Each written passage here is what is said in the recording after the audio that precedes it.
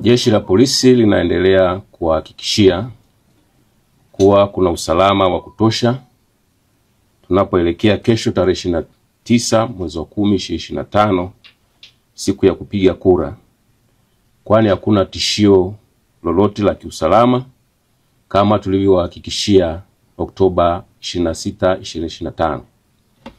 Aidha, ningependa kuwatahadharisha kuwa kuna kikundi cha watu baada ya kuona wameshindwa kuvuruga amani ya nchi yetu, wameunda kikundi cha vijana ambao wanaandaa picha mjongeo na taarifa mbalimbali za matukio yaliyotokea siku za nyuma ambayo yalishashughulikiwa na mengine ya kutunga ili yawasambaze kwenye mitandao ya kijamii yaonekane yametokea kipindi hiki au muda mfupi uliopita.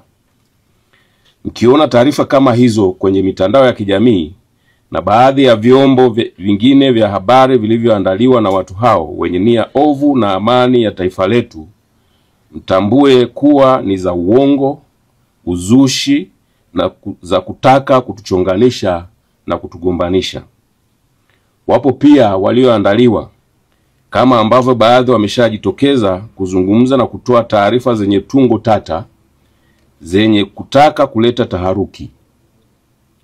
Pia wanakusanya matukio ambayo yalitokea nchi nyingine na kuyatengeneza kwa kuyawekea sauti zenye lafudhi ya Kiswahili ili yaonekane yametokea nchini mwetu na wakati huu muhimu tunapoelekea kupiga kura kesho.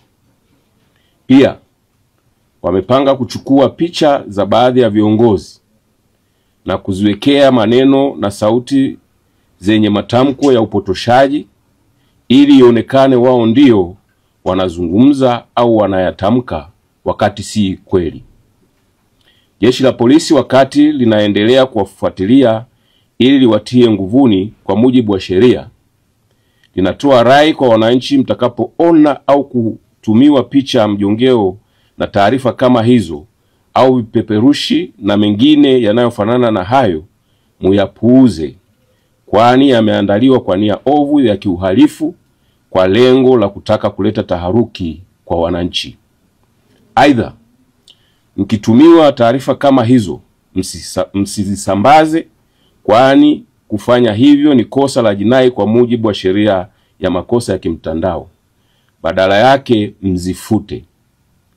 Mkumbuke, taarifa sahihi zinazohusu jambo lolote zitatolewa na mamlaka zenye wajibu wa kufanya hivyo.